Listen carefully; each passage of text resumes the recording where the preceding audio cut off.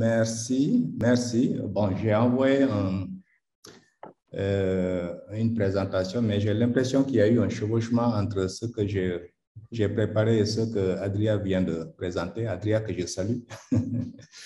Alors, bonjour à vous tous. Peut-être que je ne vais pas reprendre la même présentation puisque c'est à peu près la même chose que j'avais préparé aussi sur les potentiels. D'abord, commencer par saluer, remercier CGLU pour cette organisation.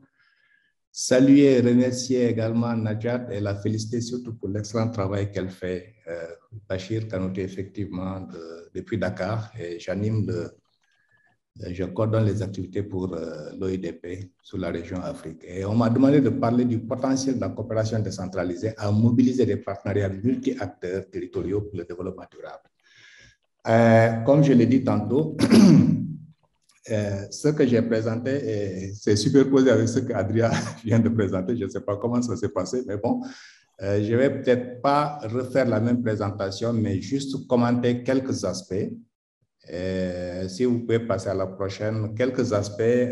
Alors, d'abord, démarrer par quand on dit coopération décentralisée, je sais que vous l'avez déjà dit, mais juste rappeler que c'est un terme très évolutif. Nous qui sommes de la génération BBC, Burn Before Computer, on a entendu parler de jumelage. En son temps, on disait jumelage entre deux villes.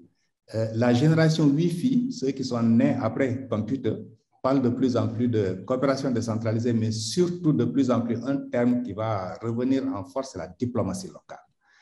Et ça, c'est important puisque ce qu'on doit retenir, c'est que la coopération peut être comprise comme une pratique de coopération de développement entre différents acteurs. Et je me réjouis qu'Adria ait fait une bonne cartographie de ces différents acteurs-là qui doivent intervenir. C'est les gouvernements locaux, c'est aussi les agences, c'est les institutions universitaires, c'est les institutions de recherche, c'est les organisations de la société civile, c'est les organisations non gouvernementales. C'est tous ceux qui sont considérés comme étant des acteurs non étatiques, qui sont dans la gouvernance, qui sont dans l'atteinte des ODD et qui ne sont pas acteurs étatiques. Donc, c'est à peu près ça que suivant. Et quand on dit suivant, ça, je pense qu'Adria l'a bien expliqué, je ne vais pas revenir là-dessus, je vais passer, mais surtout insister sur la nécessité et l'importance d'avoir cette relation horizontale, mais que ces relations entre ces différents acteurs, que ces relations soient vraiment bien solides et bien structurées, dans lesquelles toutes les parties prenantes mettent en commun deux aspects qui me semblent essentiels, la connaissance, mais aussi les ressources. Et là, on voit vraiment l'importance d'impliquer les institutions universitaires, le milieu universitaire, les institutions de recherche pour aller vers cette coopération, puisque malheureusement, par le passé, dans les jumelages, ce qu'on a vu, c'était que les coopérations étaient totalement dénuées. Il n'y avait pas de contenu, c'était plus appuyé sur des besoins ponctuels, mais en faisant contribuer les autres acteurs qui sont des acteurs non étatiques et qui sont de différents milieux, ça peut être le secteur privé, ça peut être la société civile, ça aide à donner un contenu. Donc, deux piliers qui me semblent essentiels quand on parle de partenariat. Et cette coopération doit aussi viser un bénéfice mutuel, notamment par la recherche de synergie entre ces acteurs et en abordant le territoire sous l'angle holistique. C'est important là aussi pour dire que si nous allons vers cette coopération, c'est important que le territoire soit pris dans sa multidimensionnalité. Le territoire n'est pas unique, le territoire il est multifonctionnel, il est multidimensionnel. Et c'est important que les acteurs puissent l'aborder un peu dans cette multidimensionnalité pour que tous les enjeux et tous les intérêts et toutes les logiques de projets et d'intervention et de besoins qui se jouent sur le territoire, que l'ensemble de ces logiques puissent être identifiées. Et la coopération doit porter sur ces logiques-là. Suivante. Et là, bon, pourquoi ils sont importants, ces partenaires? Je pense qu'Adria a insisté là-dessus. C'est pour renforcer les stratégies locales. Et ces stratégies locales sont souvent portées par des acteurs communautaires. C'est des initiatives et d'où la question, comment est-ce qu'on peut articuler les initiatives locales avec les politiques locales et comment ces politiques locales peuvent partir de l'ensemble de ces initiatives qui foisonnent à la base et que la coopération puisse lui donner un contenu, lui donner un sens et que ça puisse lui donner une autre dimension, notamment en allant sur l'international. Cela me paraît important.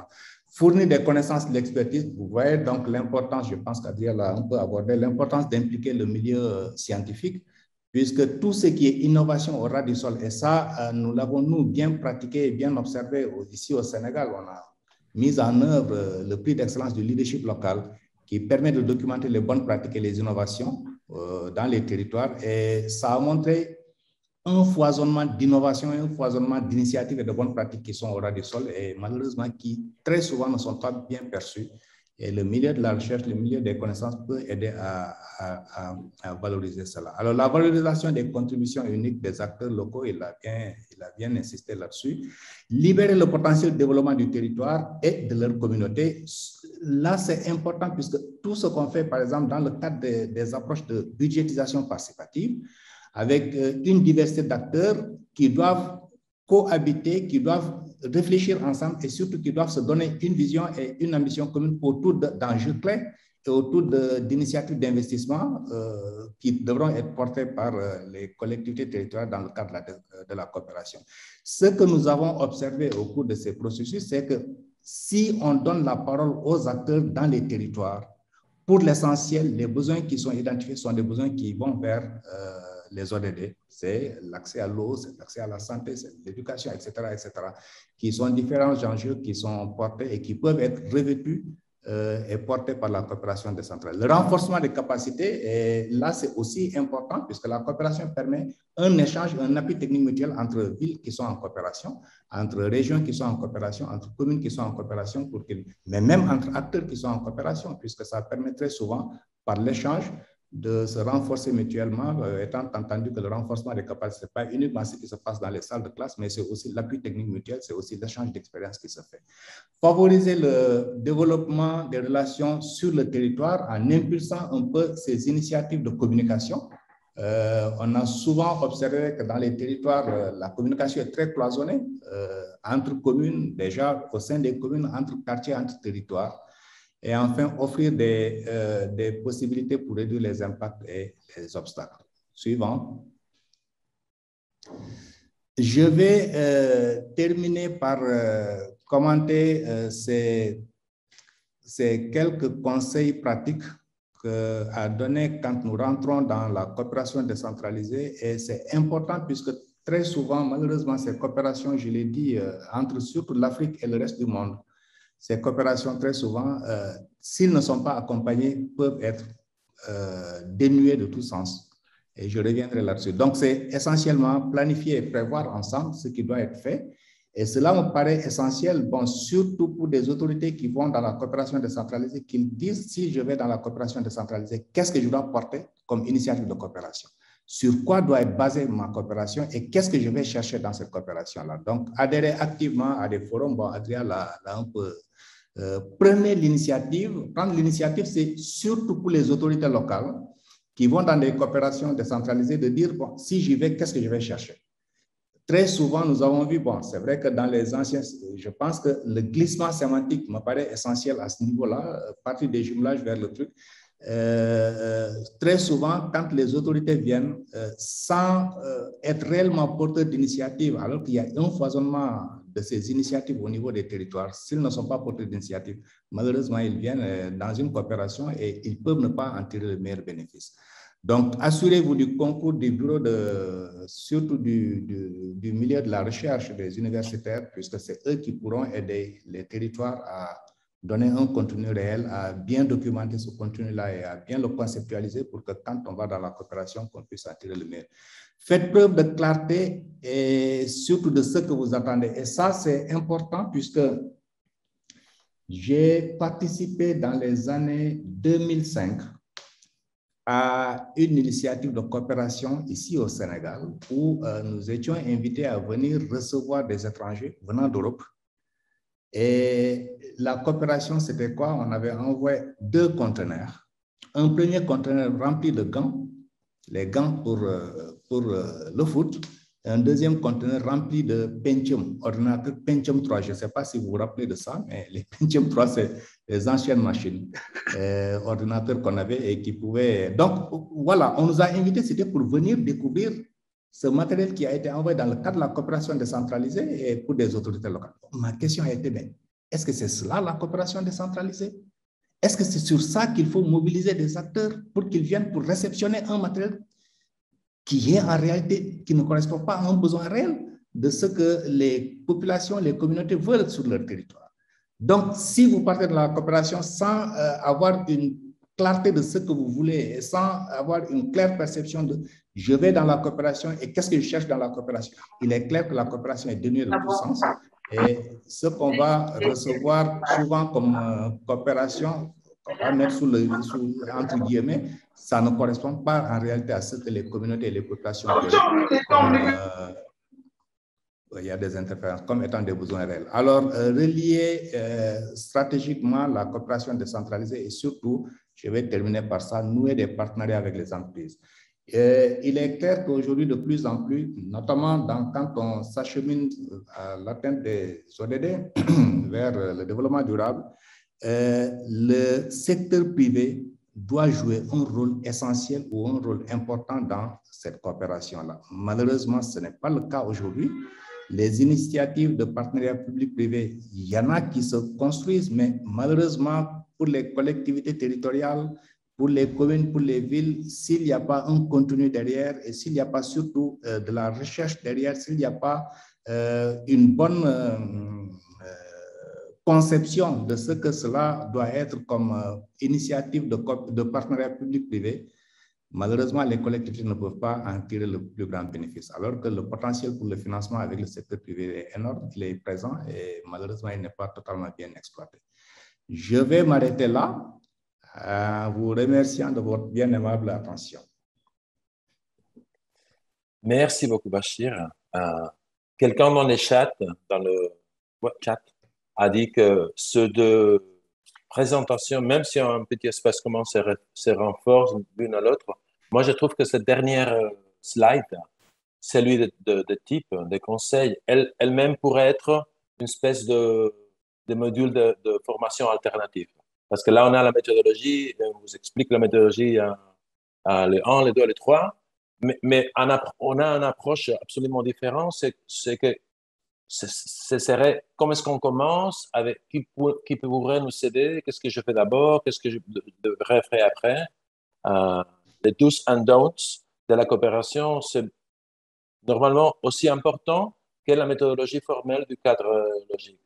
Alors là, je trouve que ces deux explications se renforcent l'une à l'autre.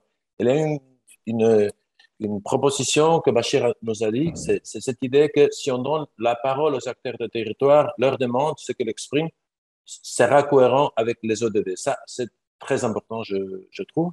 Et je me permets de souligner ça. Merci aussi pour vous respecter le temps. Maintenant, on a une petite séance de 10 minutes de questions-réponses qui sera gérée et modérée par Adrien. Alors, j'imagine on a déjà quelques mains qui sont levées. Alors, Adrien, à toi, cette partie de la séance. Merci. Parfait. Merci, Javier, et merci beaucoup, Bachir. C'est vrai que après ma présentation, il y avait des choses répétées, mais je pense que comme les commentaires ont dit, Javier a dit, je pense que c'était aussi très, très, très pertinent et ton expérience est beaucoup plus grande que la mienne dans ce domaine, donc c'est très important. OK, donc il y a une première demande de questions, c'est Jimmy. Oui, merci beaucoup, monsieur Adrien. Je vous pose une question par rapport aux données à votre possession. Comment évaluez-vous l'implication et la participation du monde universitaire dans la mise en œuvre de projets de coopération décentralisée en lien avec les objectifs de développement durable? Et j'ai aussi une question à l'endroit de M. Boris. Je voulais juste noter que dans certains pays, les associations nationales des collectivités territoriales ne sont pas actives. Alors, qu'est-ce qu'on peut faire pour susciter leur engagement afin qu'ils soient dynamiques dans les domaines de la coopération décentralisée? Voilà mes deux questions. Très bien. Peut-être qu'il y a 2-3 questions. On prend rapidement 2-3 questions, on répond. Ça va combien? Il y a Emile Atigaku.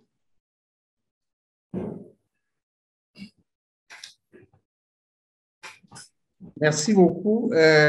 Emile Atigaku, directeur PADI, point focal de la Convention des mains pour la paix subsaharienne au Togo à Lomé.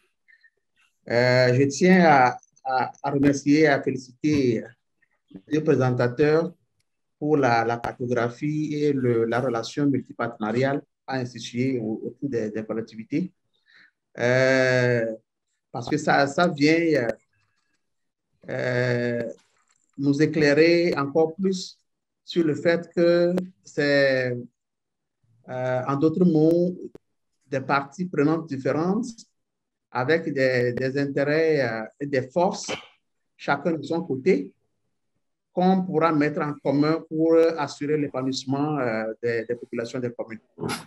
Par exemple, pour revenir sur la question, l'intervenant qui m'a précédé pour sa question, si on prend le monde universitaire actuellement au Togo, avec la coopération Sud-Sud portée par le Maroc, la commune de Kloto 1 est en train de développer un partenariat avec la commune de Ouarzazate. Et ça, c'est à travers le monde universitaire, l'Université de Lomé, qui est entré en contact avec le CGLU et qui a mis en place ce partenariat. L'autre avantage, si on prend toujours les acteurs universitaires, c'est qu'il y a certains sujets sur lesquels la commune n'a pas forcément les ressources financières pour mobiliser des consultants, des experts pointus pour préparer une problématique, un projet. Par contre, si on est partenaire d'une université, on peut mobiliser facilement les ressources pour le faire. Le secteur privé, c'est qu'aujourd'hui, par exemple, certains financements ne passent pas par le social, alors que si c'est des investissements par le privé, le partenariat public-privé, la commune sort gagnante parce qu'elle aura ses investissements. Donc, je tiens vraiment à remercier les intervenants. Merci beaucoup. Merci beaucoup. On prend peut-être une autre question, ça peut être un peu plus bref, et c'est peut-être plutôt une question, mais bon, c'est toujours très intéressant, hein, toutes les interventions. Il y avait Segla. Oui, bonjour, merci. J'ai deux petites préoccupations, commentaires très brefs. La première, c'est de remercier CGLUA pour cette formation. Moi, je suis au niveau de l'Association nationale des communes du Bénin. Et parfois, nous recevons des demandes des communes pour des recherches de partenariat. Non, c'est un autre organisme.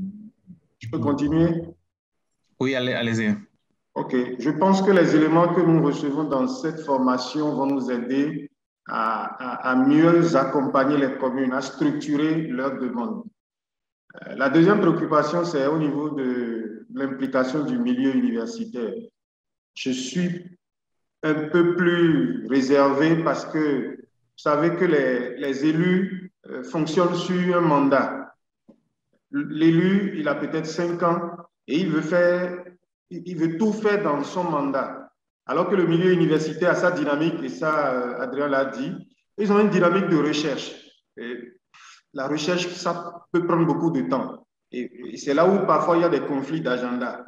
Donc, c'est bon d'impliquer les universitaires pour la théorisation, pour les concepts, mais il faut être attentif à ne pas rentrer dans une dynamique universitaire qui soit en déphasage avec la dynamique des élus. Merci.